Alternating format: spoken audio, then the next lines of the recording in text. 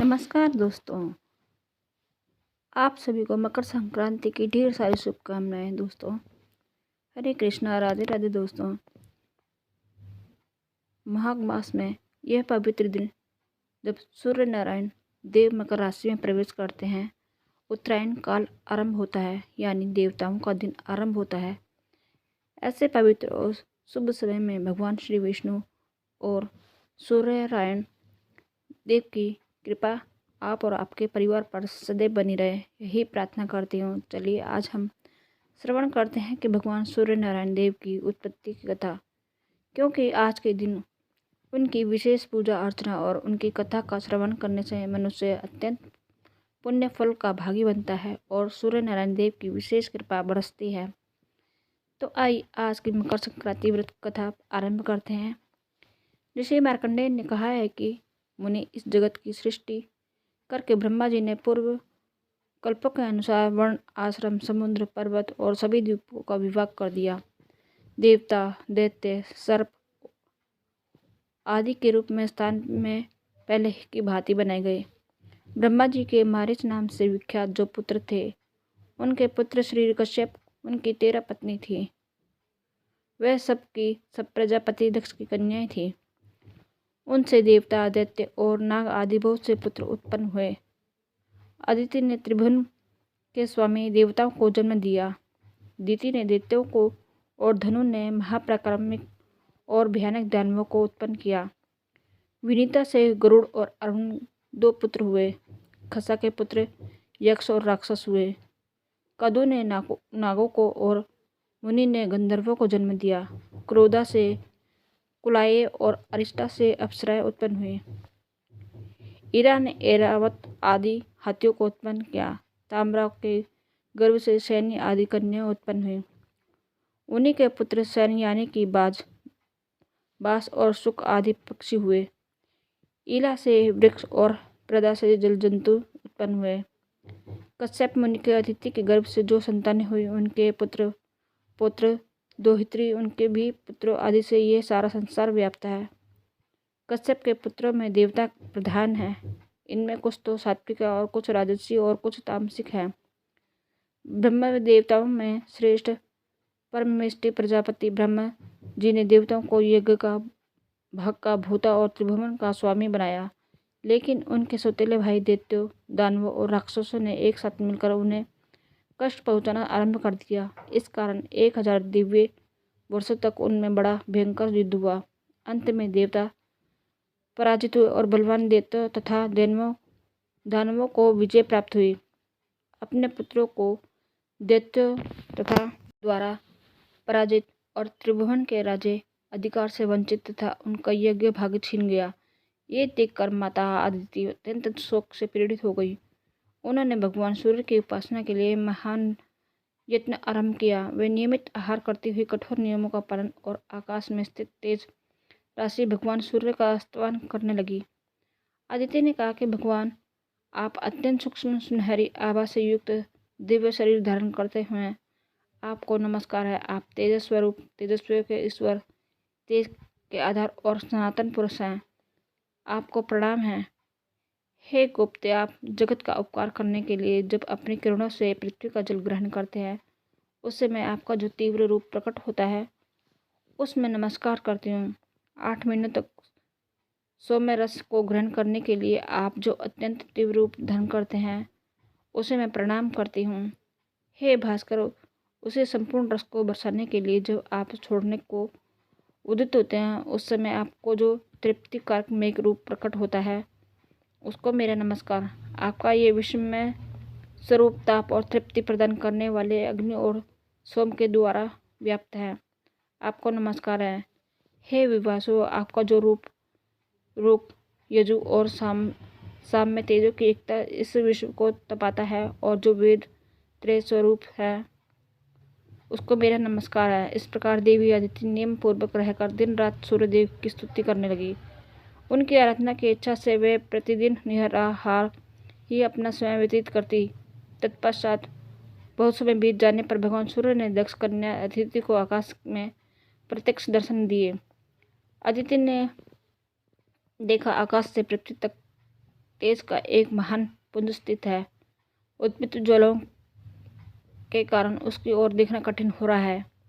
उन्हें देखकर देवी अदिति को बड़ा विस्मय हुआ और भय भी। वे कहने लगी कि हे गोपते, आप मुझ पर प्रसन्न हुई। मैं पहले आकाश में आपको जिस प्रकार देखती थी वैसे ही आप आज नहीं देख पा रही हूँ।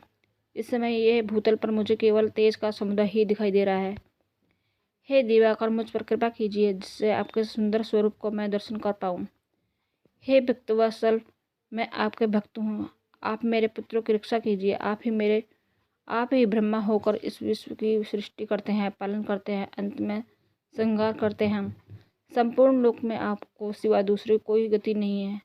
आप ही ब्रह्मा, विष्णु, शिव, इंद्र, कुबेर, यम, वरुण, वायु, चंद्रमा, अग्नि, आकाश, पर्वत और समुद्र है। आपका तेज सबका आत्मा है।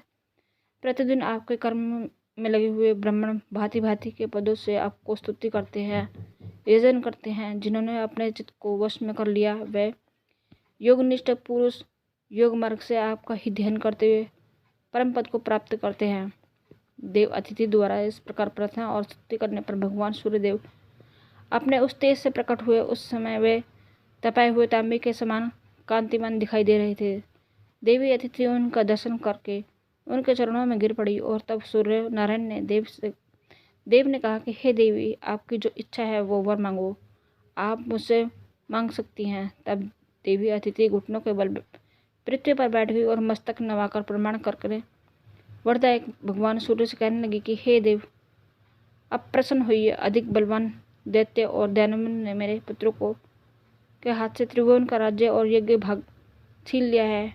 उन्हें प्राप्त करने के लिए नियमित आप मुझ पर कृपा करिए। आप अपने अंश से देवताओं के बंधु होकर उनके शत्रुओं का नाश करें। आप ऐसी कृपा करें जिससे मेरे पुत्र पुनः यज्ञ भाग में भूता और त्रिभुवन के स्वामी हो सके।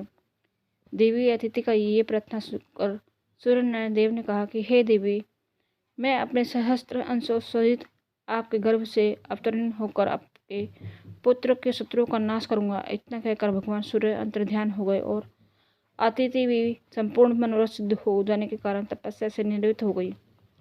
तत्पश्चात सूर्य की सुषमना नाम वाली किरण, जो सहस्त्र किरणों का समुदाय थी, वह देव माता अदिति के गर्भ में अवतरित होती है। देव माता अदिति एकाग्रचित होकर कृछु और चंद्रयान आदि व्रतों को पालन करने लगी और अत्यंत पवित्रता पूर्वक उस गर्भ को धारण किए रही। और ये देखकर महर्षि कश्यप ने कुछ क्रोधित होकर कहा, अरे तुम नित्य उपवास करके अपने गर्भ के बच्चे को क्यों मार रही हो? यह सुनकर अदिति ने कहा कि स्वामी, ये देखिए, ये रहा गर्भ का बच्चा। मैंने इसे मारा नहीं है, ये स्वयं ही अपने शत्रुओं को मारने वाला होगा। इतना कहकर देवी अदिति ने उस गर्भ को उधर से बाहर निकाल दिया। वह अपने तेज से प्रज्वलित हो रहा था। उदयकालीन सूर्य के समान तेजस्वी उस गर्भ को देखकर ऋषि कश्यप ने प्रणाम किया और आदि रचाओं के द्वारा आदरपूर्वक उसकी स्तुति की। उनकी स्तुति करने पर शिशु रूपधारी सूर्यदेव उस पर अंडाकार गर्भ से प्रकट हुए। उनके शरीर की कांत कमल पत्र के समान श्याम थी। वे अपने तेज से संपूर्ण दिशाओं का मुख्य उज्ज्वल कर रहे थे। तत्पश्चात मुनि श्रेष्ठ कश्यप को संबोधित करते हुए मेघ के समान गंभीर वाणी में आकाशवाणी हुई कि हे मुनि, तुमने अदिति से कहा था कि इस अंडे को क्यों मार रही हो? उस समय तुमने मारितम अंडम इस शब्द का उच्चारण किया था और इसलिए तुम्हारा यह पुत्र मार्तंड के नाम से विख्यात होगा और शक्तिशाली होकर सूर्य के अधिकार का पालन करेगा। इतना ही नहीं, ये यज्ञ भाग का अपहरण करने वाले देव शत्रु असुर का भी संहार करेगा। ये आकाशवाणी सुनकर देवताओं को बड़ा हर्ष हुआ और दानव बलहीन हो गए। तब इंद्रराज ने देवताओं को कहा कि युद्ध के लिए ललकारा और दानव भी उनका सामना करने के लिए आ गए। फिर देवताओं का असुरों के साथ घोर संग्राम हुआ और उनके अस्त्र शस्त्र की चमक से तीनों लोगों को प्रकाश छा गया। उस युद्ध में भगवान सूर्य के क्रूर दृष्टि पड़ने और उनके तेज से दगत होने के कारण सभी असुर जलकर भस्म हो गए। और ये देखकर देवताओं के हर्ष की सीमा नहीं रही। उन्होंने तेज के उत्पत्ति स्थान भगवान सूर्य नारायण और देव माता अदिति का स्नान किया।